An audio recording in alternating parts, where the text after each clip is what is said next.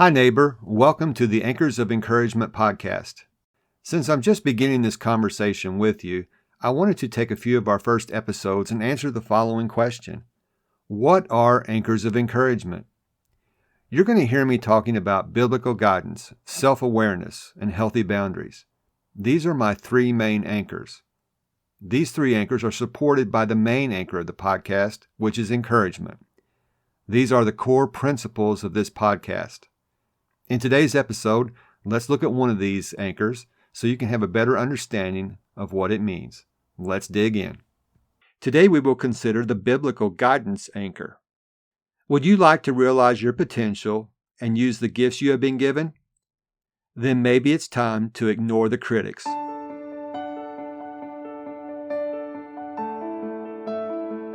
Hi neighbor, welcome to Anchors of Encouragement. I'm Tim Maudlin, husband, adoptive parent, Bible class teacher, and the persistent encourager. Did you finally realize your dream of having a family only to have your happily ever after turn into a nightmare? Have you ever been told you're failing your kids? Life can be tough. Storms in life are inevitable, but there are ways to remain anchored when life knocks the wind out of you. In Anchors of Encouragement, my mission is to throw adoptive parents a lifeline and be your anchor, to teach you biblical solutions for modern-day problems so that you can weather the storms of life too.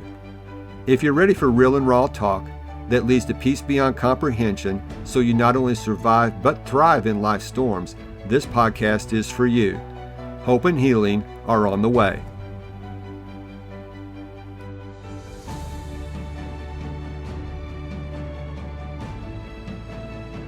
One of the mindset traps that prevents people from realizing their potential and using their gifts is listening to critics. To illustrate this and to show you how you can avoid this mindset trap, I would like to share a story with you. This story is almost 2,000 years old. It comes from the book of Mark, chapter 14. Mark chapter 14, beginning in verse 3, speaking about Jesus, it says, "And being in Bethany at the house of Simon the leper, as he sat at the table, a woman came having an alabaster flask of very costly oil of spikenard, and she broke the flask and poured it on his head. But there were some who were indignant among themselves and said, 'Why was this fragrant oil wasted? For it might have been sold for more than 300 denarii and given to the poor.' And they criticized her sharply.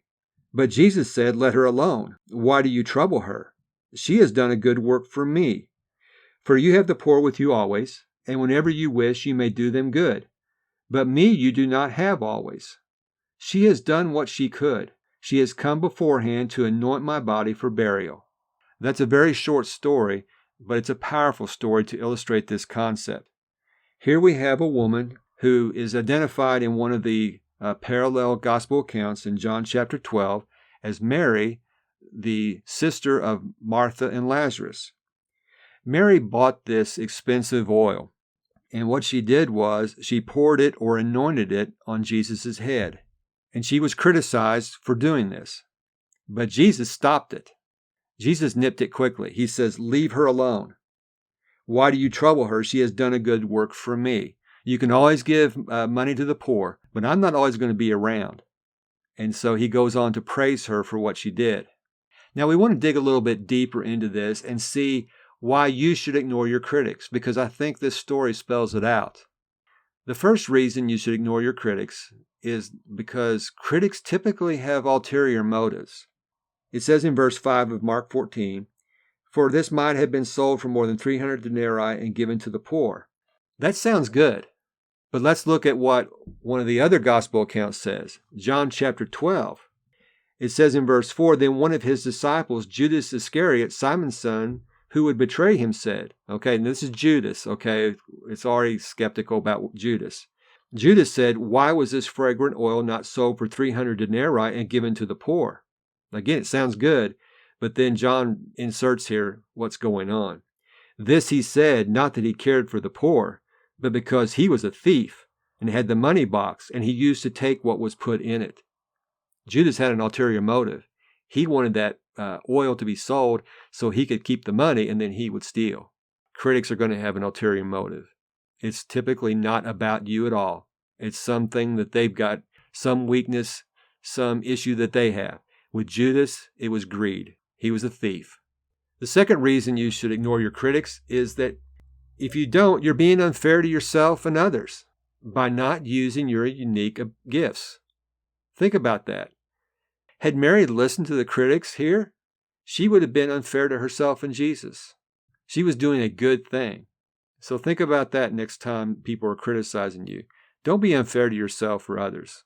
The third reason you should not listen to your critics is because God will be pleased if you don't. If you ignore your critics, God will be pleased. That's what Jesus did. Jesus praises her in this. Let her alone. Why do you trouble her? She has done a good work for me. That's something to have Him to speak up for you. God will be pleased. The bonus reason why you should ignore your critics is this. You will encourage others. Listen to what Jesus says in Mark chapter 14, verse 9. Assuredly I say to you, wherever this gospel is preached throughout the whole world, what this woman did will also be spoken of as a memorial to her. 2,000 years later, we're still talking about this woman. She's not mentioned a lot in Scripture, but this story about what she did is mentioned, and we're still talking about her. That's encouraging. As we begin to wrap up this episode, I would like to say something specifically to adoptive parents. If you're parenting a child of adoption trauma, chances are you will be criticized. I know in our case, we were told we were either too strict, or we were too lenient, or we didn't know what we were doing, and in one case, we were told that we were failing our kids. Which is it? It can't be all of the above. I know we made mistakes. I'm going to own up to that. But the thing is, we did the best we could. And that's what I want to encourage you. You've got to ignore your critics and do what you can now. Whether you are an adoptive parent or not, I believe this anchor of biblical guidance can be helpful in your life too. So let's get to the daily doable and see how we can apply it. It's simple today. Ignore your critics and get in the game of life. I've given you reasons why you should ignore the critics. Make sure you're doing that. Ignore them. Get in the game of life and do what you can. Here's a way you can start to identify how you can use your gifts. With pen to paper, write down things you're good at. Now, if you're having trouble thinking of things you're good at, ask a friend. Your friends can help you to identify those things you're good at. And then use this story as inspiration. Use it as inspiration to begin using your gifts for others. This podcast is just a few episodes old, but every time I sign off, there's a phrase that I use. Do what you can now. Maybe you've connected the dots already, but this story about Mary and what she did, as Jesus says, she has done what she could. That's the inspiration for my sign-off. Do what you can now. That's all for this episode. I want to thank you for joining me. Until next time, this is Tim, encouraging you to do what you can now. If this podcast has given you the courage and confidence to face storms in your life, the number one way you can thank me is to leave a written review on Apple Podcasts. Tell a friend about the show. Take a screenshot of this episode and share it in your Instagram stories and tag me at Tim Maudlin. You can also connect with me in my Facebook group, Anchors of Encouragement. So until next time, this is Tim encouraging you to do what you can now.